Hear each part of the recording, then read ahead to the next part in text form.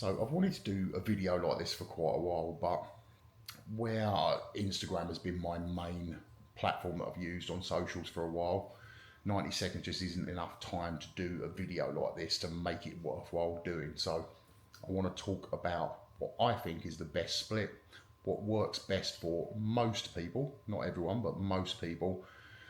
Generally what I've found is the best way of setting out your training in terms of people I've worked with and then making progress. I always like to go with a strength or power building program. They're the ways I tend to like to program. Reason being, I think being strong is a good thing. And also on top of that, I think chasing down strength goals is great for your motivation as well. Sometimes it's hard to see the progress in yourself in terms of like making small changes each week in terms of your physique. So I think having those strength goals along the way is a good tool for motivation. So I always like to keep heavy compound movements in to give you something to aim for in terms of your training to keep you motivated. Hitting a PB, whether that be for reps or for max, is obviously a great tool to keep us motivated and keep us positive within our training. The best way I like to do it is I like to do a 4-day split. Now I've found that that's very beneficial for most people in terms of the amount of training they're doing and the recovery. And I think most people can commit to 4 sessions a week. I think that when you start getting into 5s and 6s, it starts to get a little bit too much for most people. And I think that when you're you can get away with 3, but I think 4 is better. And also there's 4 big compound movements that I tend to use in shoulder press, bench press, deadlift, squat. So it just makes perfect sense for that to be split into 4 days. And like I said, it's good for recovery as well in terms of the amount of training volume you're doing. So the way I like to set my days out: upper 1, lower 1, upper 2, lower 2. Now within those workouts, you're going to be covering your whole upper body in the upper sessions and your whole lower body in the lower sessions, but they do have a focus. So upper 1 would be a shoulder focus. So the primary compound movement would be an overhead press of some sort. I tend to go for a military press, but some people prefer to do a seated shoulder press. Doesn't really matter that much. I think if you're looking to get strong, a military press is a good way to go. But if you've got injuries and things like that, then maybe a seated shoulder press would be a better option. So we move into lower 1, which is a quad / squat focus. So that would be your accessory for that session. We then move into upper 2, which would be a chest focus. So obviously your compound movement would be your bench press. And then the final one would be lower 2. And obviously that's a deadlift focus / posterior chain. So we're now going to talk about how I like to set out each session. Now, obviously I've talked about there being a compound movement in every session. But I like to start the session after you've done your warm-ups to move into a dynamic effort exercise. So a power exercise first. Now, I've personally found that this is very beneficial. Your power diminishes very quickly. So I like to do this first, very light, lifting things as explosively as possible prior to doing a heavy compound movement is very beneficial for getting everything firing properly. So think about your deadlift, say for instance, when you're warming up. You're not doing your warm-up sets like really slowly and gently. You're trying to fire the weight off the floor as powerfully as possible. Essentially, this first exercise is going to be like that. So a dynamic effort exercise first. So with your upper sessions, it could be things like a medicine ball chest press or clapping push-ups or a shoulder press with a bar, but just doing it light and explosively, or even a bench press. Any explosive pushing movement would be the first thing that I would want you to do, because obviously we're trying to prime ourselves to do those heavy compounds. So it's all about getting everything firing as explosively as possible. I tend to do around about 30%. So 30 to 60% is the range that I would work in. Now, if you're a well-conditioned athlete that's been training for a long time and you can put your body through a lot, obviously you can go on the upper end of that. But if you're starting out, I would say even 30% or around that sort of number is perfect to start with. And you're not trying to push the weight up too quickly. It's meant to be explosive. So I always start my sessions with a dynamic movement first. So on the upper ones I've explained, on the lower ones it would be something like a kettlebell swing, a broad jump, a box jump, could be a dynamic squat, a jumping squat. It's all these sort of explosive movements to try and get everything firing quickly. I also like to sometimes do a banded good morning, but nice and slow on the way down, explosive on the way up. I found that can be very beneficial as a warm-up exercise or a dynamic effort exercise before training, just to get your, especially for deadlifts, I've found that one. Glutes, hamstrings and everything get really fired up and firing well for your, when you move into your deadlift. So I tend to sort of just mix those up. And it's just a power movement just to get everything firing properly and get you explosive, ready for when you move into your heavy compound movements. So with those dynamic effort exercises, I tend to go with 6 sets, 3 reps, a minute rest between each set. So like I said, it's nice and fast paced, it's nice and explosive and dynamic. The reason being is kind of like it doesn't tax you that much in terms of fatigue because it's quite low reps for each set. So we don't need a lot of rest time. And like I said, we're just trying to get everything firing properly. So a minute rest between each set is fine. 6 sets of 3, onto your next thing. Now we move into the important stuff. So this is the most important exercise of your session, which is going to be a compound movement. Now I tend to sort of work in a rep range of sort of 2 to 5 reps for most of these compound movements, most of the time. Now I do sometimes break it down into blocks, but that's for another video. Generally, if I'm strength training or trying to get stronger, that's the rep range I work in. That's optimum for strength. Now, that's not saying go in and pull heavy sets of 2 every week. I would recommend varying that rep range depending on sort of how you're feeling, how your recovery is. And obviously you can't be smashing your body week in, week out. So I would recommend a deload fairly regularly, every 3 to 4 weeks. So that's something I would recommend. So as I said, on upper one, it would be an overhead press, so probably a military press. On lower one, it would be your squat. On upper 2, it would be your bench press. But if you're training for strongman, I would recommend adding in another overhead press instead. Obviously on the final one of the week is going to be your deadlifts. Now, we're into the third exercise of the sessions. Now, I like to call these primary accessories. So they are essentially almost like a compound movement, but I tend to work in a 5 to 8 rep range. So we're kind of trying to get a bit of muscle building going on as well with this exercise. Now, here's where the blended thing comes in. On the overhead day, I then like to put in a chest movement afterwards. So it would be a variation.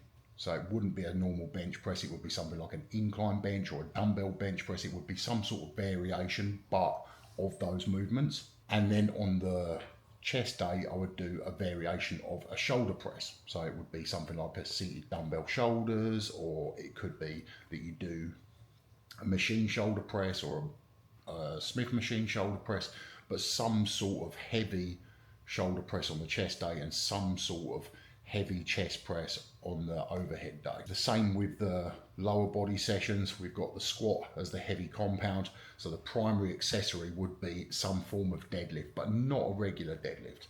Now what I tend to go with here is things like RDLs, trap bar deadlifts, rack pulls potentially. Could even go down the route of a good morning because it's a hinge movement. So you're going to have a quad focus movement and then a hamstring posterior chain hinge movement second, although trap bar doesn't really fall into that category, but it does have some carryover. So you're going to do your heavy squat and then you're going to move into a form of deadlift, but not a regular deadlift. So RDLs is the typical one I go for because I feel like RDLs are a fantastic exercise for most people that want to get stronger and something that has a lot of benefit for people that are looking towards getting those numbers up. Also great for strongmen as well because having stronger glutes, hamstrings and everything is so beneficial to strongmen and powerlifters and anyone that wants to be strong. So on the deadlift day, what I tend to do is I go with a front squat when I'm trying to get my strength up, whether that be from sort of like a power building model in terms of what power building, I keep talking about it and I haven't sort of really explained that much. What I class as power building is heavy compounds that are periodized, moving into accessory bodybuilding movements afterwards.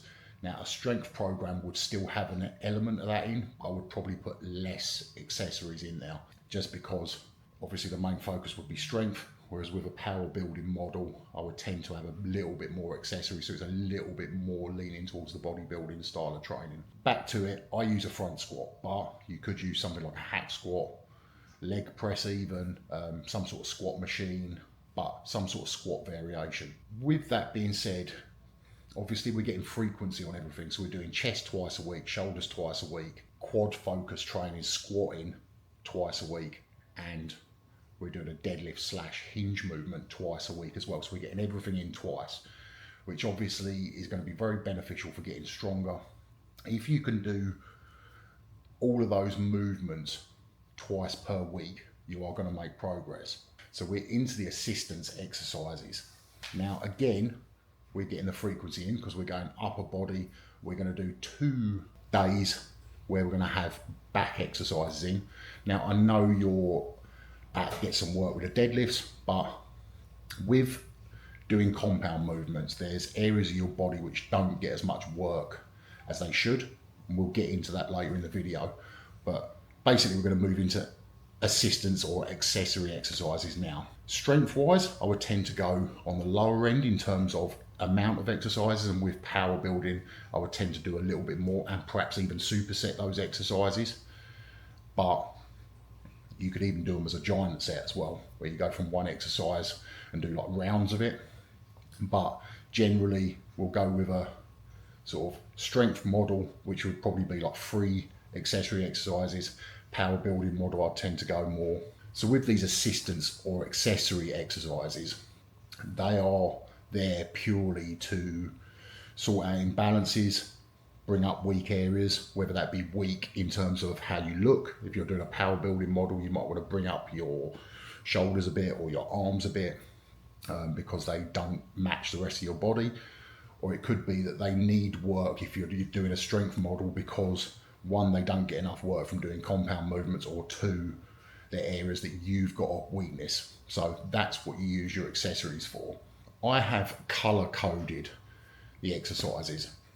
You'll see over here the color codes, where it gives a bit of an explanation as to why I've sort of set things out as I have, and an explanation on what I would do with each of those types of exercises. So that should give you an idea of what sort of rep ranges and what you're looking to be doing in those sort of movements. I mean, obviously I've given you a bit of a brief outline of it in terms of what I've been saying, but generally 2 to 5 reps for compound movements, 5 to 8 for that primary accessory, and all the other accessories or assistance work, I would go with a progressive overload approach, 3 sets of 8 to 12 reps. And how I like to do my progressive overload is I pick a weight on an exercise that I know is going to be a hard set of 12. So I'm getting on the top end of the range. That first set should be hard to within a rep of failure. 12 reps, then set 2, you're not probably going to get 12 reps, but you obviously keep the weight the same. You might get 10 reps, and then on the third set you might get 8 reps. So all 3 of those sets have fallen in that range, but you've gone to within a rep of failure on all 3 sets. Now on the next week you might be a little bit stronger. We don't increase the weight, we try and do 12 reps, then we try and do 12 on set 2, and then we try and do 12 on set 3. Now when you get to a point that you can do all 3 sets at the maximum number of reps on the range, then the following week is when you move the weight up. So this is where people get a little bit sort of misled with those type of movements in terms of getting stronger.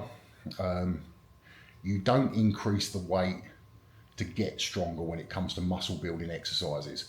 You increase the weight because you got stronger. So you're not pushing the numbers up to try and make yourself stronger on muscle building exercises. You're pushing the weight up because you need to keep the intensity level where it was, and the weight is no longer heavy enough to do that. So it's kind of the other way around to how most people think it is. And with the compounds, it's a little bit different, and I'll do a video in the future about periodizing it and how I set out my training blocks and things like that. But ultimately, I tend to work in that 2 to 5 rep range, and there'll be different variations in terms of the amount of sets, the amount of reps, and also potentially the amount of reps in reserve as well is another thing, or RPE. Some people use reps in reserve, some use RPE. I tend to use reps in reserve. Sort of beginning of that training, I tend to go more reps in reserve, and as I get nearer to my show, my peak, I tend to bring that number down. So I'm still always saving. I'm never going to a true max or a true 2 rep max, but I'm going pretty close to it. So anyway, that's a video for another time. So we'll keep moving on. This chart over here, take screenshots of all this. It's not a problem. I hope obviously it's useful to some of you, but that will explain obviously what the different exercises are that they're grouped together and why I'm doing them the way I'm doing them. Now, this is quite an important thing. So if you're strength training and you're putting compounds in a lot, there are areas of your body which do not get worked hard enough. So you will have imbalances, muscles that are lagging behind, muscles that stabilize, joints, muscles that stabilize your body.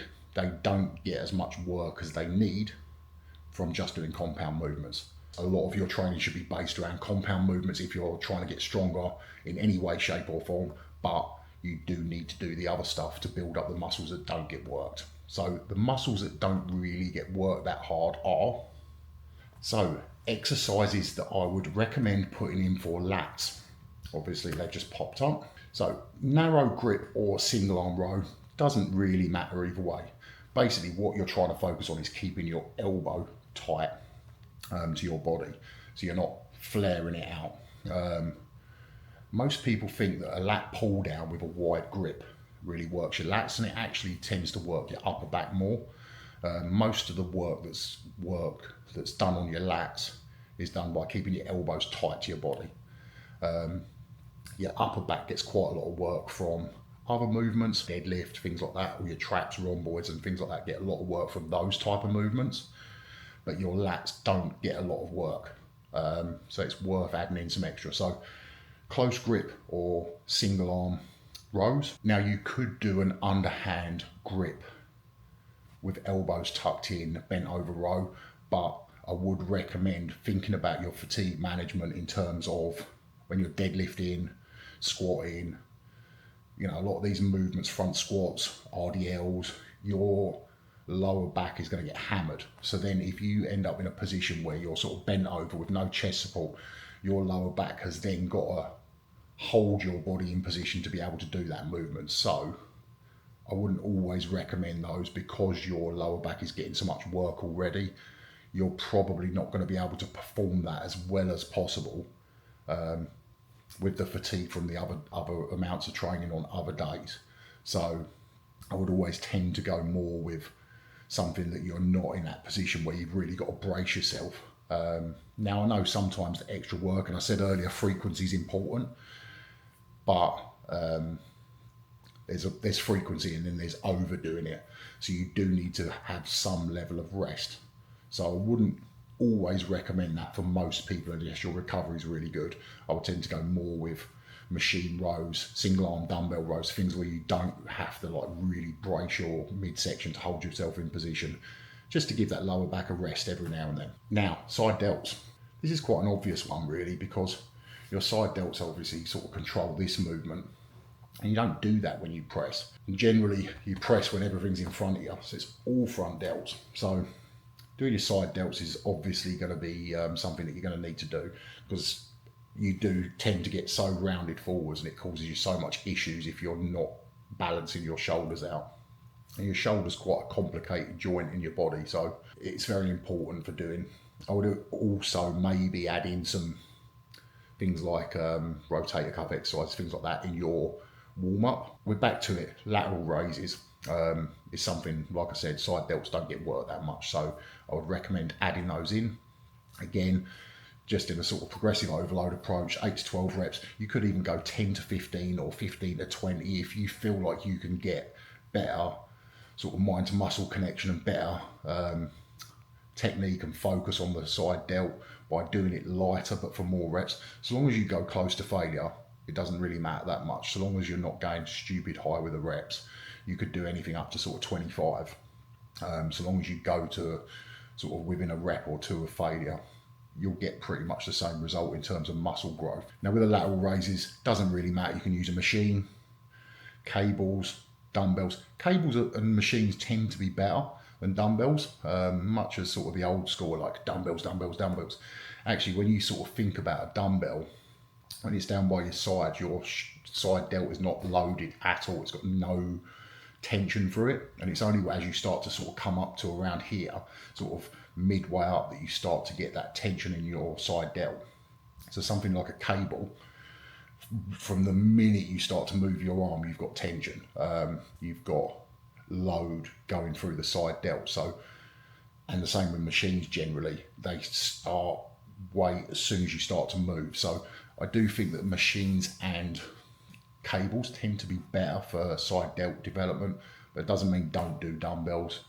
It just means that it's worth mixing it up sometimes, and I would tend to go more with the machines and the cables than the dumbbells if we're doing it as a sort of exercise to focus on growing those side delts and building some muscle there.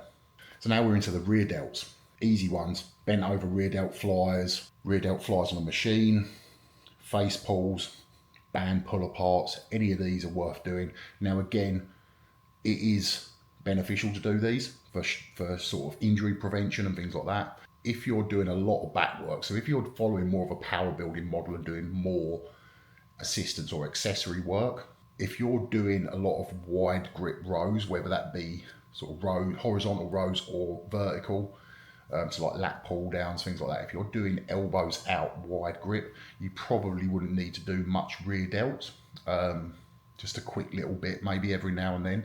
But if you're not doing that, I would highly recommend that you add in face pulls, rear delt flies, band pull apart, something that's going to work those rear delts.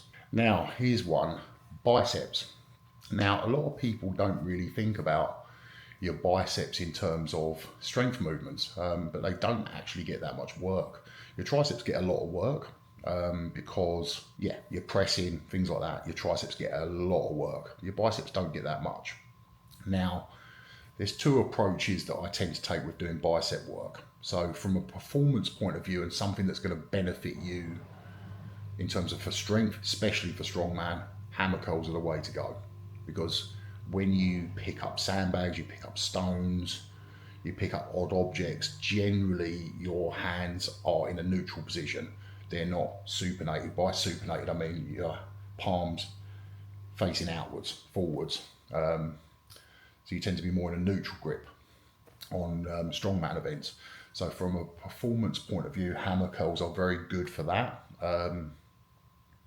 But I do also think that doing supinated bicep curls in a full range of motion is very good for keeping your biceps healthy. It will stop them getting tight. It will keep them nice and supple. So the chances of you tearing your bicep if the muscle is nice and loose is much less than if it's tight. If you're not supinating your hands and having very tight biceps is when you tend to get a tear. So this is something that I would recommend doing. Obviously, one as a sort of exercise to, get some reps in, get a pump because it feels good. Although a pump is not actually a definitive thing of like building muscle, it still feels good and you look good and everything else. So it's a nice feeling. But I would say that it's worthwhile throwing these in just for sort of prehab to stop you getting bicep injuries. So next up, the rectus femoris. Well, so it doesn't really get worked when it comes to doing squats and things like that. So simple one to fix: leg extensions, sissy squats, reverse Nordic curls. Any of those three exercises would fix this. Again, it's not something you have to go heavy. Use a progressive overload approach, 8 to 12 reps. But again, you could go 10 to 15, 15 to 20. Doesn't really matter. You're just trying to go close to failure all the time. So this is something that's very beneficial to do, like I said, just for balance within the muscles and keeping everything functioning as it should. Calves, nice simple one. Seated and standing calf raises. Now, Because of where the attachments are for your calf, it's actually beneficial to do both. Just doing one is not going to benefit you as much as doing both. So again, where I talked about that blended method with training, you could potentially do seated calf raises on one lower body day and standing on another. That way the full calf is getting worked in every position, so you're going to make more progress. Actually, in terms of muscle growth, the seated is slightly better, but I would recommend doing both because they both work the calf slightly differently. Last but not least, hamstring curls. Again, laying and seated work things in different ways, so I would recommend perhaps doing both. But if you've only got one that you can do, obviously do that. But if you've got a choice, I would tend to go more towards the seated one than the laying, but that doesn't mean don't do both at all. You can mix it up, alternate them again, like I said earlier. So I would say that the reason the seated one is better is because you can get your hamstrings into a stretch position. Obviously your legs are up, you can lean forwards to get more of a stretch in your hamstrings, so you get more range of motion. That is going to be more beneficial for muscle growth. With the line and even those standing ones, you can't often get the hamstring into a fully stretched position when you do them, so it's kind of you're missing a bit of the movement, and actually the stretch position is the most important part of the movement. That's the bit where most of the magic happens in terms of muscle growth. So it doesn't mean strength, muscle growth, which is obviously these accessory movements are what we're doing those for muscle growth rather than strength movements, because they're sort of single joint movements. That's what the compounds are to make you strong, the accessories are to build muscle. So yeah, I would recommend doing both anyway. And again, your hamstrings get some work with the RDLs, good mornings, deadlifts, all those sort of movements, even your squats, front squats. But I do think that they need a little bit of extra work, just to sort of work in those sort of really like contracted movements. If you think about a sort of deadlift or a Romanian deadlift, they work your glutes probably more than your hamstrings, although your hamstrings do get some work because they get put in a stretch position. You never fully contract the muscle. So hamstring curls are going to be just a nice little add-on to put in as well. After going through all that, I'm going to put up a sample strength program, which obviously, like I said, if I was doing a power building program, I would probably just add a few more accessories, maybe even superset them together, just get some extra volume on those hypertrophy movements. So the movements that are not working that many joints within the body, I would say that you could add more. Things like on the chest day, you could add in some pec deck. You could add in some extra lateral raises on the shoulder day. On the hamstring day, you could add some extra bits in, maybe even some glute stuff. On the squat day, you could do the same.